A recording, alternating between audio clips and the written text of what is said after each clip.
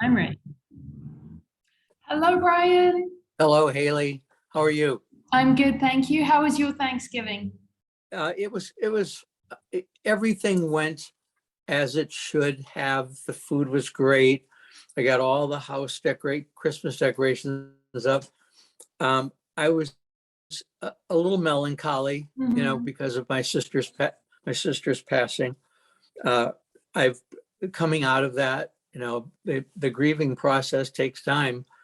And, I'm finally at the point that I can accept that she has passed on, and that I need to, continue with my life, stay focused on things.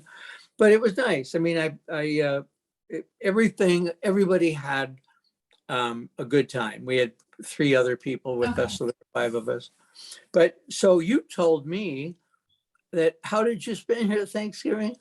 I sat on top of a pyramid and had a moment of Thanksgiving. How do you get on top of a pyramid? There's a wonderful site here called Mayan, and it's lesser known, but it's equally as powerful as Chichen Itza or Uxmal. And in the Mayan culture, Chichen Itza represents the divine masculine, Uxmal represents the divine feminine, and Mayan is the balance, the neutral. So it's a wonderfully sweet place, and you're allowed to actually get on the pyramid, walk up on the pyramids. And mostly because it's a much smaller site. If they had the same traffic as the other 2 had, they wouldn't allow it. But I got there super early. They weren't really open, but the Guardian was like, yeah, come on in. So I was able to have this really sweet moment of being on top of a pyramid first thing in the morning. And it was a completely free day. You didn't have any clients? I didn't have any clients. I had a completely free day. That feels good, doesn't it? It really does. And it sort of reiterates the need for more of those days. Yeah, I get excited when I look at the calendar and there's nothing scheduled. Yeah, and it's an interesting thing, because I love being busy. I love my clients, and I will happily do client sessions whenever I can or whenever they're wanted.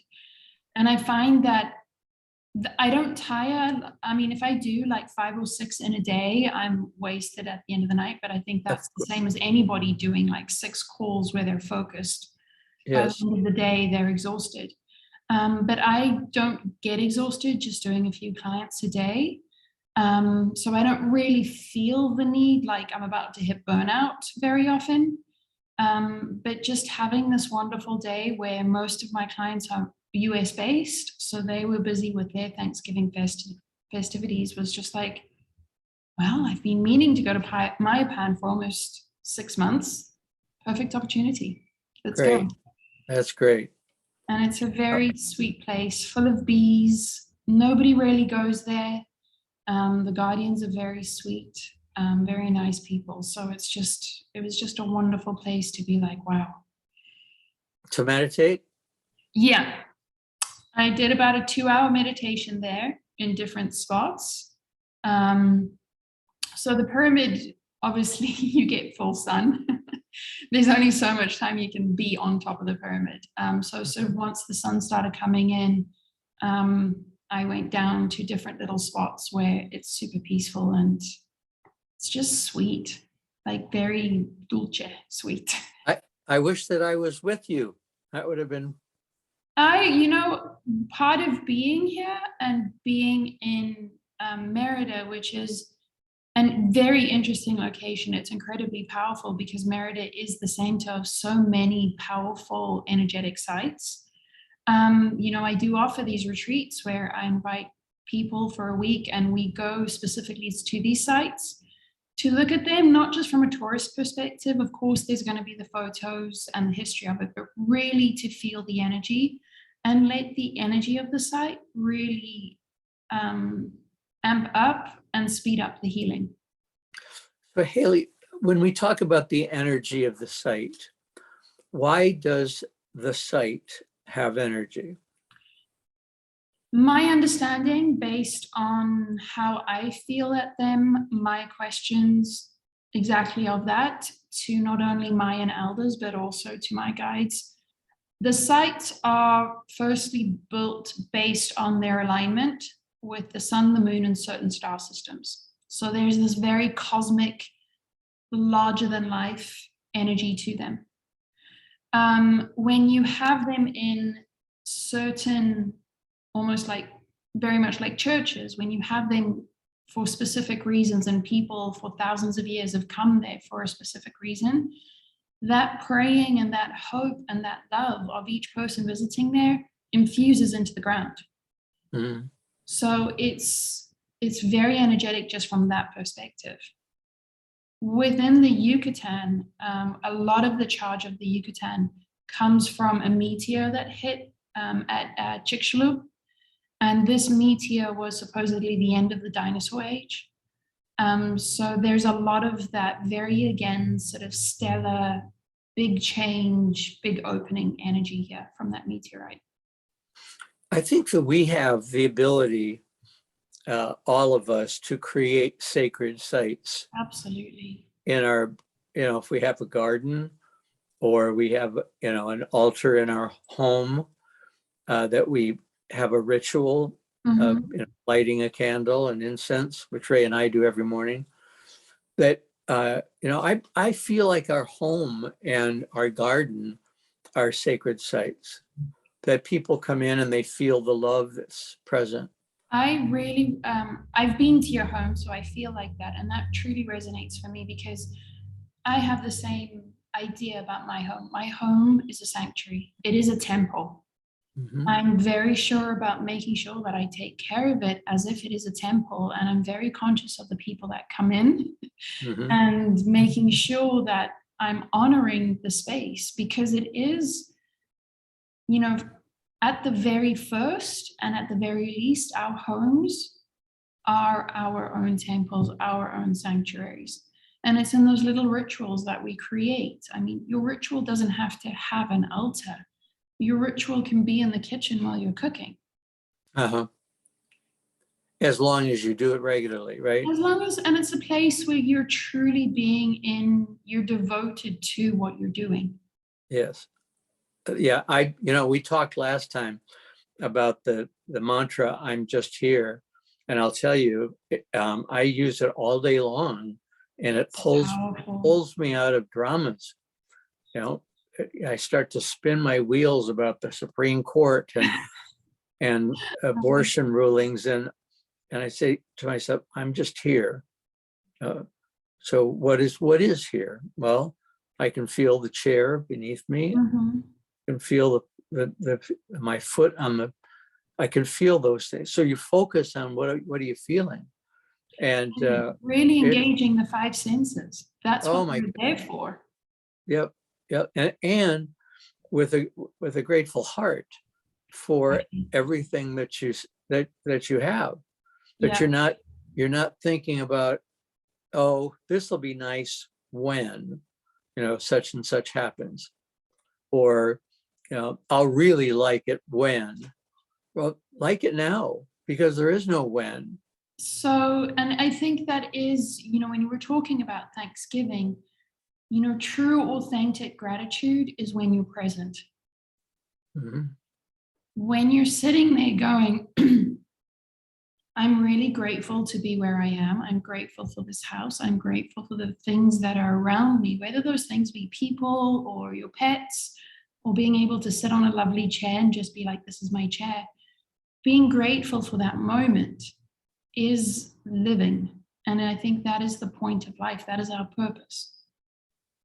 The guests, as they arrived, started talking immediately about vaccinations, and they talked and talked and talked, and they sat in the living room with this incredible display that I had created over a couple of weeks all around them. And I finally said, stop talking about Good for you. I said, look at what was created here. Oh, we were going to do that. So I think it's okay, depending upon where you are, if you're the host, and I don't think it's inappropriate to call people's attention to something. And I think, that's, if you take it back to the temple, if you are the keeper of that temple, it is your responsibility to honor the temple. And I think what you displayed there is you're honoring the space by making sure that the people that are in it are honoring themselves and the space. Mm-hmm. It's hard. Even as I tell the story, it's hard to see myself as the person that said, "Stop, enough." Great segue. Yeah, but I, at the dinner table too, this didn't happen, but if you've worked for weeks on a meal, which Thanksgiving often requires for me in terms of cooking, freezing, and people start talking politics at the dinner table, nothing has flavor. There's no flavor to anything. And yeah, I love where we're going with this, because the guilt associated with saying stop or become present, that's stressful in itself. Mm-hmm. And to be able to become present in that moment, to say, okay, I'm actually in my right to be able to say stop, or this is not, ultimately it's just not honoring me, therefore it's not honoring you. That's some stress that I've experienced over the last couple of days. And it got to the same thing where I was just like, enough, stop. Did you? Yeah. And you said it? And I needed to hear it, and I needed to make a decision. And as soon as I made that decision, I was like, everything feels so much better. It's so much easier to be present now and to enjoy the present moment. Mm-hmm. Were you saying stop to guilt? Were you saying stop to other people, that they were talking about things that? It's the expectation that other people have, and I have on myself. So the background here is that I was planning to go to Miami for Christmas and New Year. That took a massive plot twist. And so the place that I was going to stay is no longer available. So if I want to go still, I need to pay out of pocket now for a place. And Miami is really expensive at Christmas and New Year. And I was really freaking out about it. I was stressing so much and wandering so far down the path. Like, okay, if I go to Miami now, that means for the 6 months next year, I have to replenish my resources, and I really need a break. So if I go to Miami, it's not going to be a break for me. I'm still going to come home needing like a holiday. And I was why don't you stay with us? It's just, so all of who I was going to go to Miami for are in South Beach. So it would be like just continuous, like backing and forthing and Uber charges. And it was just like, there was no way that I could figure out how to be in Miami while honoring myself and being able to say, are you actually going to enjoy this? Mm-hmm. Or am I going to be constantly like, okay, what time is it? I have to go over here now. Or are these people okay? Where is my level of being able to relax and say, I'm good? And it just, every time I tried to make a plan work or try and like see a plan, it was just like, I'm not winning here. Okay. Everybody else, benefits, but I'm the one that is consistently worrying about, are these people okay? Are these people okay? Is this okay? Did I do okay here? Well, you can stop that. I mean, if you have commitments, you have to keep them, but you can stop the worry about everyone. Is everyone okay? Yeah. So I'm not giving up yet on persuading you to come here for Christmas. I still have my ticket, but just being able to come to that decision of first honor myself, like honor my heart, and be able to like really sit with it. Like if I'm going there and I'm constantly worried about where I'm going, how I'm getting there, and really how much money I'm spending, it's not fun for me. Well, I can imagine, but we wouldn't charge you. You wouldn't, I know you wouldn't charge me. And that was, I was like, the only way this would work was if I could find somewhere like to house it or stay with somebody. But then I was like, okay, now I need a car, or I'm going to need to Uber. Then I need, or you're going to have the client come to you. well, these are actually friends. Uh-huh. So People you just wanted to see. yeah. So I see. they're all in like South Beach area, and all of my clients are in that South Beach area. I So see. it just makes everything just super complicated. Well, and you said stop. Just being able to say right now, I'm not going to Miami, I'm keeping my ticket. So if something comes up, I'll be happy to be open to it, and great.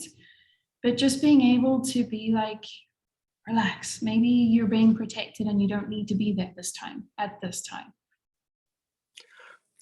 So I wrote my column this week about balance, and how when something is taken from the mobile, the thing that hangs. Yeah. If something's taken from it, it goes crazy because the weight's out. But that's its reality now. It's got to find its own new balance, right? So it sounds like everything was out of balance for you. It was really, yeah. And I mean, like, I was going to bed trying to plan it. And I mean, I'm not just planning Christmas, I'm planning, okay, like, all right, I'm going to spend this amount of money. How long is it going to take me? And what was I wanting to do that I now can't do? And then there's also the idea too of like, well, now I have to really start saving up. Like, I can't get that thing I wanted, or I can't go out to dinner because I need to save that money so I can go to Miami. And it was just a moment where I was just like, girl, stop. Yeah. Stop. There's no need for this. You don't have to go to Miami. You're perfectly fine here. You don't have to do anything. You don't. And the minute that I was just like relaxed into that, like, it's okay. Everything just settled. Yep. And then you can think clearly. And then I can think clearly, and it's much things. And it's interesting that we go into that. And I think it comes back to this idea of the guilt around saying stop. Because we don't want to put anybody else out. We don't want to disappoint anybody. And I think that's, the fear when you have friends over, and if you're able to say something like, no more talk about vaccines, they're going to take it the wrong way, and then Thanksgiving's ruined. Right. So if the room suddenly gets quiet. From that point on, you're like, we went to Brian's, and you better be aware of the rules. Right. Well, it depends on how you say it. If you say it in humor, but the point is still made, then no one feels singled out, that this is a bad time or we're misbehaving or whatever. Read the room, people. Yeah. Like, well, literally read the room. Read the room. Yeah. So you've decided to stay? And I've decided not to think about it anymore. And if something comes up, I'm keeping my ticket.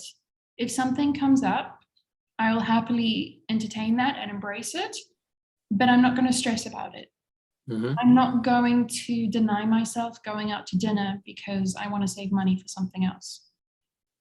I'm not going to deny the plans that I had in January, February, because I might want to go to Miami. So I've decided to live without denial. Good. Hayley, what would you say about the experience of having your emotions be really close to the surface? Anger, love, frustration, feeling overwhelmed. I've been experiencing myself having going fast to a feeling instead of maintaining a calm. Being able to hold your balance. Yes. I think it's a very interesting time. Obviously, you're going through a massive life event with your sister transitioning. I find that with the eclipse energy that we're in right now, we're in this limbo of eclipses. The next one is tomorrow night. That has really literally turned up the hot plate in terms of emotions. So I found, like, just talking about me, and we can go into themes a little bit later on if necessary, but just talking about me, I can find that I can wake up in utter joy, and an hour, maybe 2 hours later, I'm going like, what happened to my joy? And the emotions, those really strong emotions where it's almost hopelessness, like the rage, the anger, the sorrow reaches a level of hopelessness. That's where I feel like the tether is really short. Yeah. And I it's feel like, yeah, like I've had a few moments. November, I was very happy to see December. November was wonderful in terms of opening and being able to show myself where I needed to focus on. But it was those kind of moments where you're sitting on the floor just in tears, because it's just like, my God, this is so raw. And I think that's where we're being pushed to, is to really look at the rawness of these emotions. We've done enormous work looking at the pretty part of it and the well-wrapped part of it, and being able to explain those away, and that it's the raw stuff where we do just go from like, I'm totally fine, to, oh my God, who is this? Well, we're bombarded daily It's a tough time to be human. With news of behaviors that are outrageous, right? And depressing, because another human being, your soul sister, you don't even have to know them, but that they're behaving this way. And the news is always about the negative. And you get bombarded, even if you don't listen to the television, if you just read online stuff, it's, one after the other, after the other, after the other, and every day, all day, every day, all day. And the behaviors, like, of politicians is so disheartening. But that's where this mantra of, I'm just here, brings me back. I can't control any of that. I can, my responsibility is to my sphere of influence, right? My house, my garden, your heart. Pardon? Your heart. Yes, my heart. Yeah. The whole thing, that will, and that's another thing, talking about the experience of celebrating the soul. You said one of the things that I try to do fairly often is to thank my body, to be lying on the bed and start with my toes and go all the way up, inside and out, to thank all of it for taking me where I needed to go. Right? I share that, and I learned that in the Ayurvedic tradition. They do this every day, or whenever you bathe. Before you bathe, you give yourself a body massage. And you pay attention to every piece of you and giving it thanks and nourishing it and nurturing it. So you're doing sort of a very similar thing. And I think being able to, our influence starts with us. It starts within at our heart and goes out. And I think it's really important. I think it's really beautiful that one can sit with their body and just be like, wow, look at that hand. What a beautiful hand. Yes. Yeah, I am so taken back by what number of things fingers are able to do. It's extraordinary. And like the feeling. We take it for granted. But we really do. And I think it's the same with our feet. I'm not a big foot person. I don't really like other people's feet touching me, and I don't want to touch other people's feet. Huh. But I've noticed, like, I'm really enamored with my feet lately. I just look at them and I'm like, holy moly, like the amount of weight that is on that little area. Yeah. And just what they do every time I connect with the ground. I don't have to say feet connect with the ground. They're just like doing it. Right. It's fascinating. And they're It- such it- interesting shapes. Like, what's that? they're such interesting shapes. Yeah. Like, what kind of design and thought went into that design that this is the best design to hold up your body? Yes. It's fascinating. It is fascinating. I mean, and it's those questions. Now, some people may say, well, you're just lazy if you're, immediately attribute it to the Tao or, the unifying force. But, life is so perfect. It really is. Perfect if you leave it alone, right? You think, how, come on. This didn't happen because a meteor hit. I think, it's so interconnected. And when you can take time to slow down and to notice how important your body is in everything that's around you, I think you start to have a different appreciation for how everything is connected and how everything happens for a reason. And you're very aware of it when things don't work. We're very aware of it when things don't work. When things go well, we do take it for granted. And right. We're just like, yeah, of course, who cares about that? Now let's go find the bad thing. Right. We're But constantly seeking the bad. our teeth, and tongue, we use them every day to eat. The only time we think about our teeth is if it's sore or cavity. Yeah, or we like our Instead tongue. of saying, thank you, what amazing thing these teeth are. And the only time we're aware of our tongue is if we bite it. Yeah, I'm very aware of it when I bite it. It's, and I think being present really allows you to open up into the beauty of the present moment. Like, you tend to have a different filter on your eyes, or you don't have a filter anymore. So your perception becomes very real, very present with what is actually right in front of me, what is right around me. And, we're talking about our bodies, but it's also, having gratitude and honor for your home, for the walls, for the plants that are there, for all of the furniture that's inside. Like, that's all there for a reason. Some wonderful person created it so that it would end up in your house, so that you would look at it every day and you would be like, this is amazing. Yes. It's all connected, and we're unless we take the time, we're unaware of it. One of the things that I did not all that long ago was take pictures of everything in the house, up north in the Adirondacks and down here.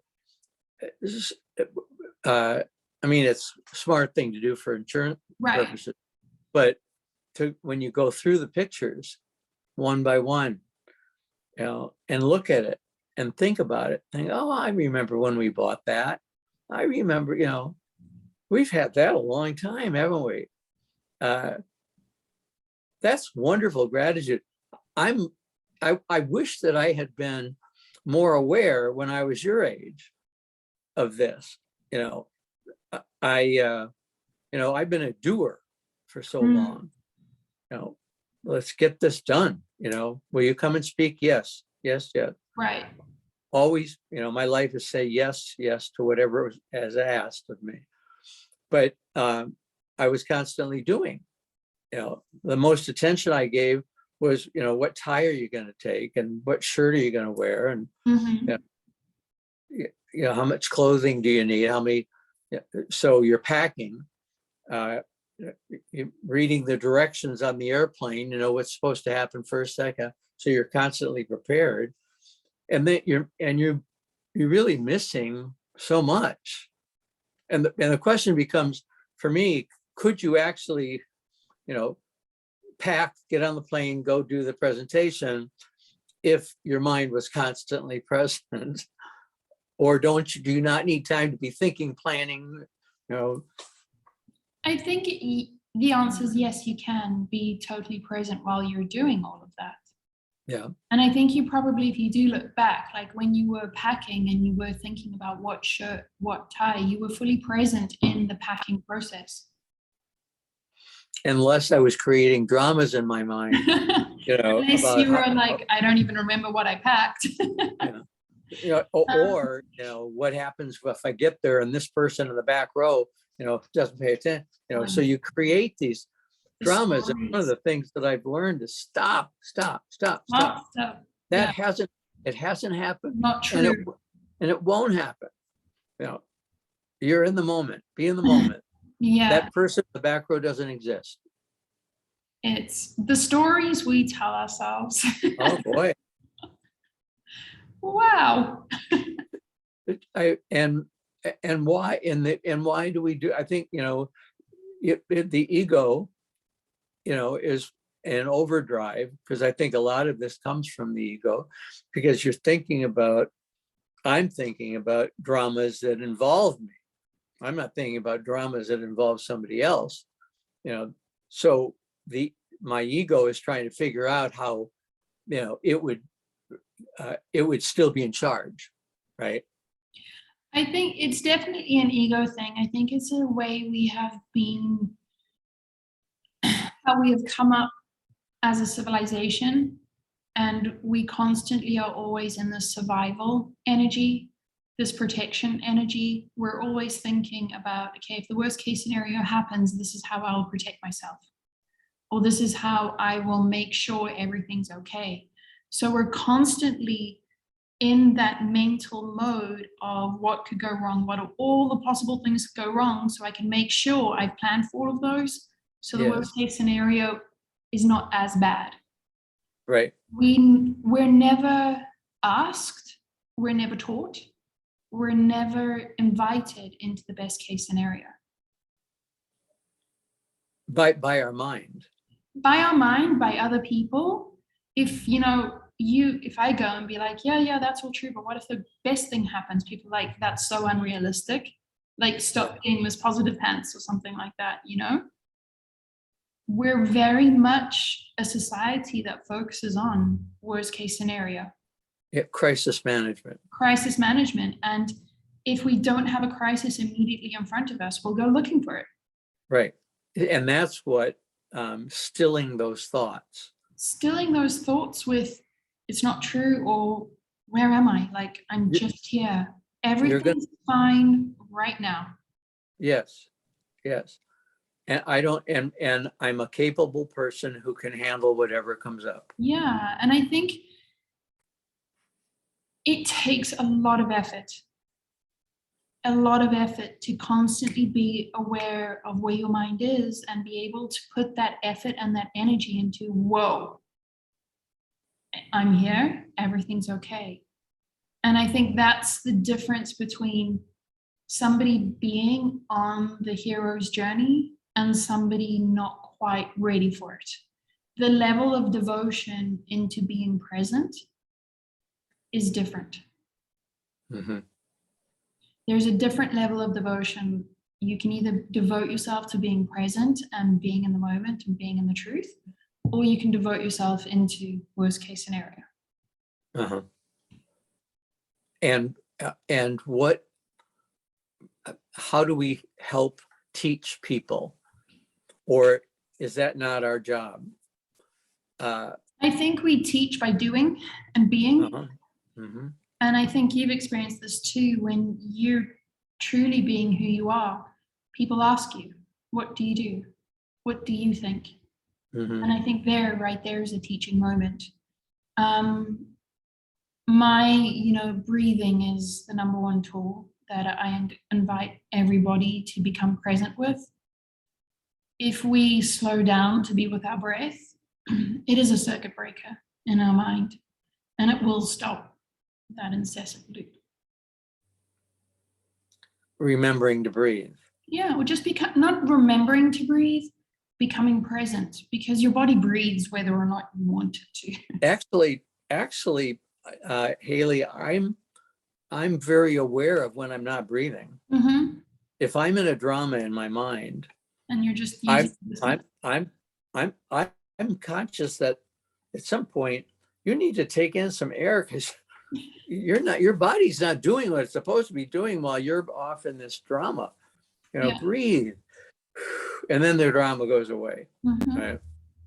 We're still breathing, but we're breathing like with this much rather than the full capacity and which has the same effect. Like there's no oxygen getting into your lungs. There's no oxygen getting into your blood. There's no oxygen getting into your brain. Of course you can't think clearly. Right. So being able to just be like, let me be conscious of what my body's doing when I'm breathing. Oh my God, I'm not even breathing. I'm not breathing, right? And being able to be like, all right, let's breathe. Let me allow the body to get into that motion of like a full breath and then slow it down. And then it's like, okay, what were you thinking about? Don't remember. Right. Let me create a new drama. It's a calming. It's calming, isn't it? Very calming. I mean, a lot of people reach immediately for a pill if they're upset. Mm-hmm. Take a diazepam or something. Or alcohol, or alcohol. Any substance. Go have sex. Go shopping. Any escape. Any escape to avoid dealing with the emptiness that's felt. And none of the things that we do is going to stop us. It's going to be still there waiting patiently. Still there waiting patiently. And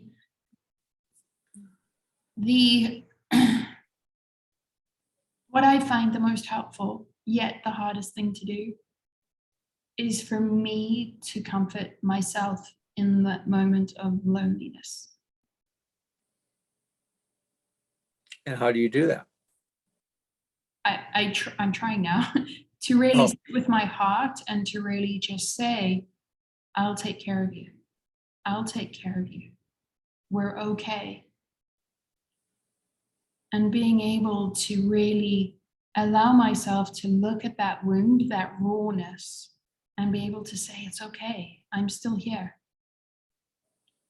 Because I think that's where the trauma really comes in. That's where the pain comes in, is when we don't sit with ourselves. We choose to escape.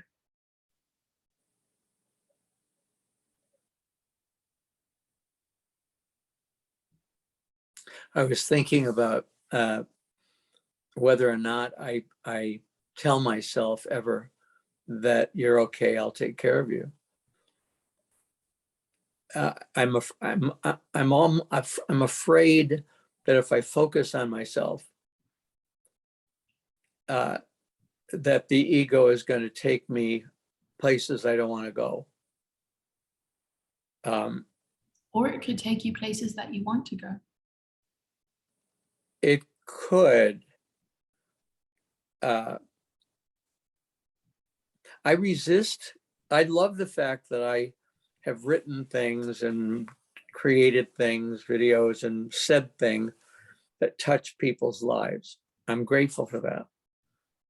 But I don't focus credit for it.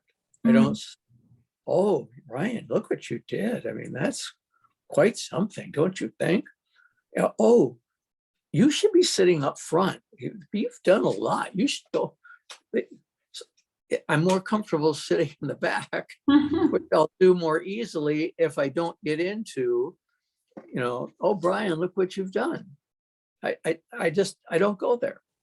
I've never gone there. I love the affirmations when they come in. I don't resist them, but I don't collect them. I think that's the difference, though. They're not to be collected. They're to come in, to take in, to have gratitude, not just for outside, but gratitude for yourself, for showing up. for being the vessel of this information, for being the vessel of service. And, that is the gratitude, saying, I did that. And then you move on to the next moment. Mm-hmm. I think when we collect them and then we start looking for them and seeking them, that's just another escape. And feeling entitled. Yeah. And I think that's how it gets to that more heavier negative side of the ego, where you're constantly looking for other people to validate you because you're not taking the time to say, I actually did a good job. Mm-hmm. And I think this reminds a conversation that we had with Sister Janine, where we were talking about God and being able to have conversations with God and being able to have a moment of, I did good, like I'm doing good. And I think just as much as we spend time with our body and in great admiration for our body, that's our hearts equally deserve that. Then when you say heart, are you referring to that organ that pumps blood, or are you talking about the more person? like the heart, the soul, The soul, the heart the of soul. hearts. Yeah. And it's not like the soul's out there, the soul that's in the body, the soul that is noticing the body, the soul that is noticing out there and being like, I've done some good. Mm-hmm. The soul that is noticing, look where I live. Man, I must have done something good in my life to be able to be here. Thank you. Thank you for showing up. So I feel like that's where I'm needing to spend more time, is being able to be like, you did good. Thank you. Thank you for this. Is that right? I mean, that's what you feel right now that you'd like to do? Yeah, I feel like my heart really needs from me right now to be able to be like, thank you. Like, you're doing good. You deserve great things. You deserve to have some time off. You deserve to be able to go on vacation and not do anything. That being able to sit with that and not jump away because I'm afraid of the guilt or the obligation or the what if, that's where I'm trying to sit. And for me to sit with it really requires me saying, it's okay. I'm going to take care of you and I'm going to make sure that no matter what, we have the best experience possible. And being single and not getting feedback from a partner on a daily basis, you really, even if you're paid for the good that you do, that doesn't mean that you're valuing it, right? You really have to stop and reflect with gratitude that you had the honor of being present when someone needed you. And the honor of being present with myself too. Yes. When I speak of God, he's not out there. God is in me. Yes. Praying to God out there means that, what is this? Right. Like chopped liver. Being single is, and that's been one of the things I have been really sitting with lately, is sort of the exhaustion of doing things on my own, and the very clear idea of like, I don't really want to do things on my own for the rest of my life, guys. I want to be able to share my life with a person. I want to be able to have a funny moment and actually be able to turn to a human being and say, wasn't that great?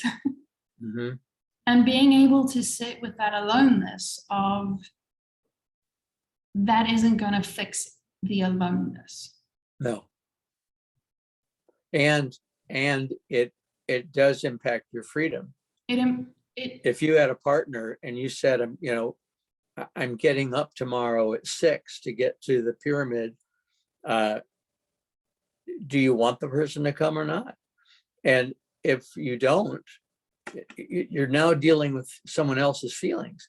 You don't have the freedom to go do what you want to do. Right. And for girls, and I don't know if it's the same thing for guys, but for girls, when we start dipping our toes into dudes and into relationships, and we think that somebody likes us, our minds go bananas.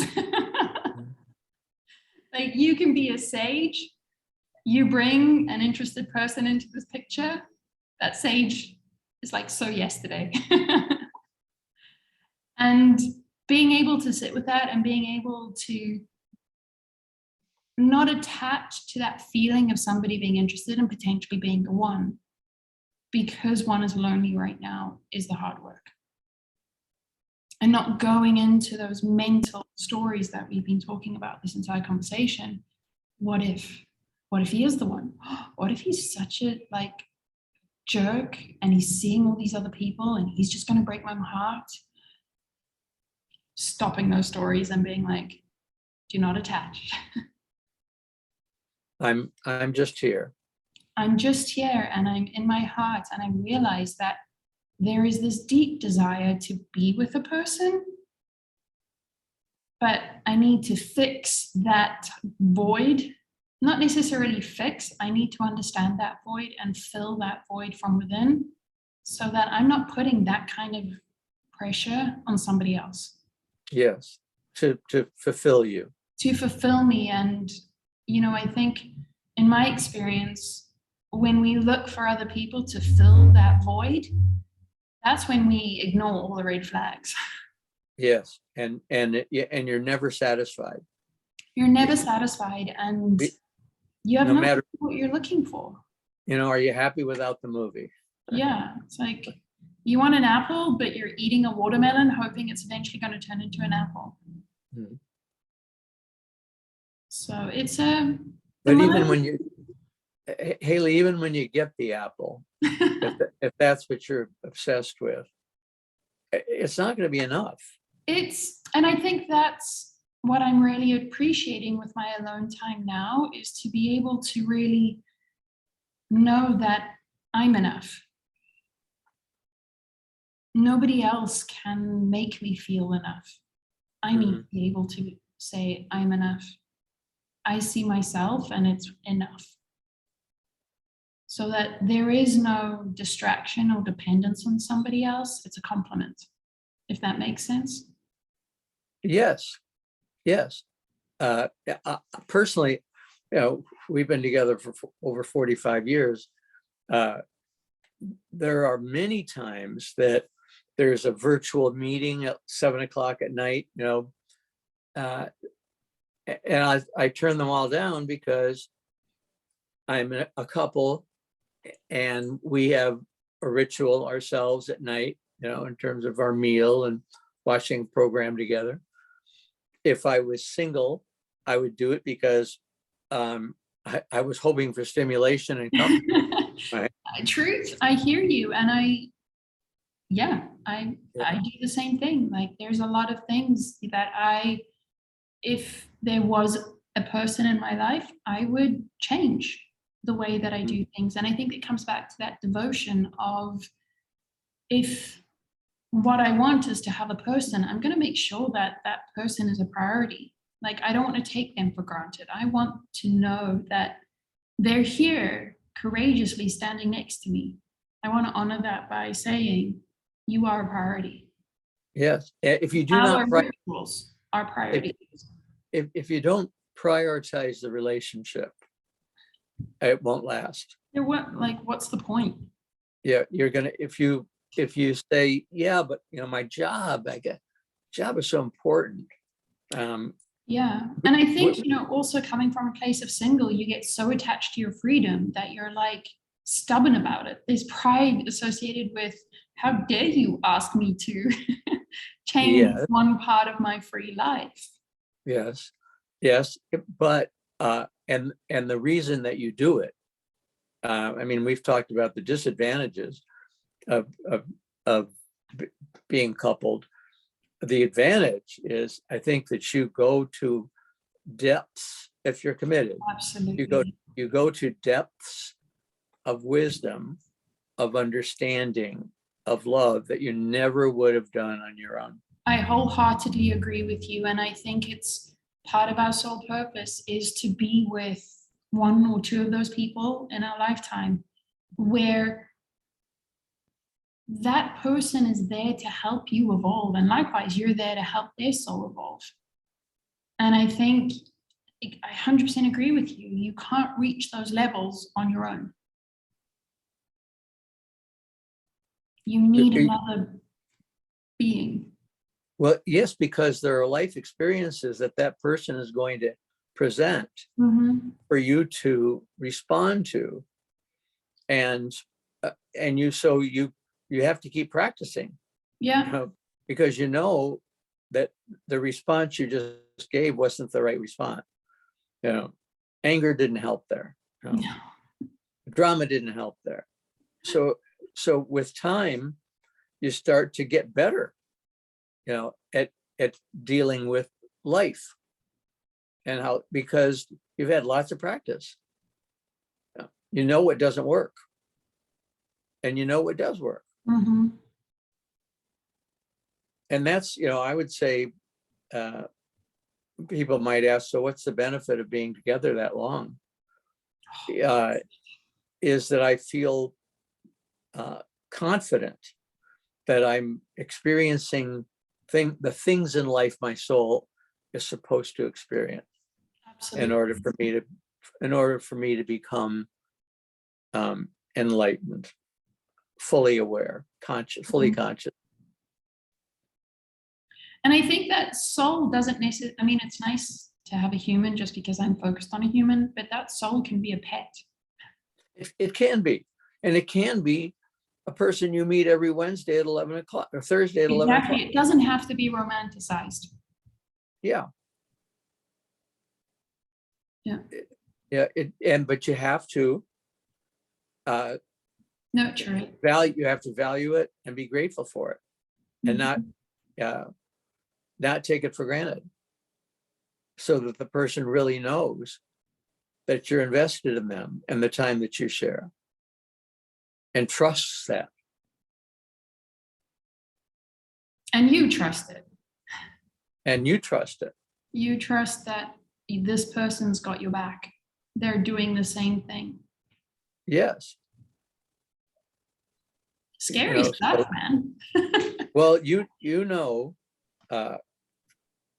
our relationship, has been created through, virtual talks. We've had a little time together, but that if I heard someone say something negative, that I'd be on top of them if they were talking about you, because you trust that, you trust that you're loved. We say love you at the end of the call, but I do love you. No, I made a decision very early on that none of my I love yous would be empty. I would be fully present with those words. Every time I say them, I'm fully present. And it's been one of the wonderful gifts about working with my students. They say it so much and they mean it. They tell all of their friends, I love you.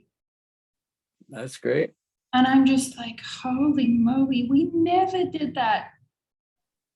Well, the guys certainly didn't do it. And even like in relationships, never did that. And I find myself like really enjoying and opening up into this idea of telling people I love you, or I'm sending love. Like the love. And that scares some people. What do you mean you love me? And I think that's where becoming present is really important, where it's like, it's love. That's your work if you're afraid of it. And, when I write email messages, and I will put with love or love, Brian, I know that it has shaken up some people. How can you say you love me? You barely know me. Yeah. Well, what I know is that you're a soul that's working hard at, becoming who you are. And I love that. I love watching it. Isn't that wonderful to get to that point in your life where you can acknowledge the light and love somebody just because there's light. Yeah. I really enjoyed that this year. We're in December, but looking back, really enjoyed this year being able to be more on that unconditional love end of the spectrum than the conditional love. It's easier because if you have conditions, rules are made to be broken. If you have conditions, you're going to be disappointed. You're going to be disappointed. It's it's got to be, and so, there's so many levels of love. So many levels of love. So we say, I love you. It doesn't mean the same thing that I would say to Ray when I signed Love Brian in an email to somebody, that the love, it doesn't have the depth, that I've achieved by working, committing, to the relationship. But it still is love. It's still love. It's still love for another soul, another light, and realizing that we're all connected. But I think there too is we are and when we talk about unconditional love, I don't think we're looking, at least unconditional love is being able to love something without judgment. Yes, what you love is their soul, not their behavior. Not the behavior, right? And I think if you separate that from the love that you have for somebody you've just met versus the love that you would have for a life partner, you have to be unconditional there and being like, this is a special person. This life partner has a different kind of love than this container. It's still like love is still there. It's just a different intensity. We might have to talk about this the next one. Yeah, because, it leads us to the point where we have to love our oppressors. We have to love people who do wrong to us. Mm-hmm. That's a tough one, but you're not loving their behaviors, and you're loving the divine within. Absolutely. And you say to yourself, everyone has a story. I don't know what that person's story is. I don't know why they're behaving the way they're behaving. I don't have to like them. I don't have to be with them. And you don't have to pretend that what they're doing is okay. Right. But be very careful about judging the soul, of saying they have no soul. They're evil. They're the devil. Yeah. Well, that judgment just lost you. I mean, you just created karma. you just go back to the back of the line. You got to start over again. Sorry. Your ticket to heaven revoked. Yeah, you're not getting it. Yeah. You're not getting. It's hard. It is. It's really hard, and we're out of time. But like bringing it full circle back to being present. In order to love conditionally, got to be present. Yes. Yep.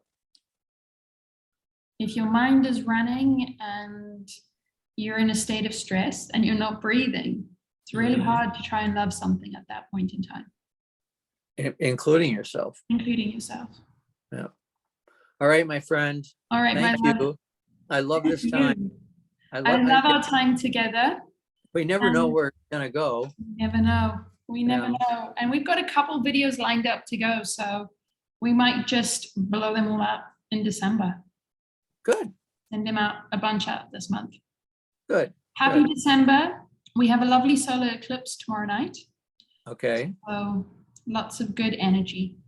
That probably will happen after I'm asleep, but it will. I think it's going to be like at just around 1 a.m. Yeah. So let it do its thing. Yeah. Trust the universe knows how to handle an eclipse. Yeah, it can handle it. I don't need to be up there managing it. We can absolutely feel into it and step into our hearts and love. You have a great laugh, Hayley. I love Thank you. to make you laugh. I love to see you laugh and smile. What a great Thank smile. you. Yeah. Thank you. Thank you. It's an honor to sit with you. And I'm so happy that I spend time with you that making me laugh and feel wonderful. It's a joy to be a human and to walk beside you. Yeah. Ditto. All right, my dear. Lots of love to you and to Love you Ray too. and to Lincoln, and we'll speak soon. Next week. All righty. Bye-bye. Bye-bye.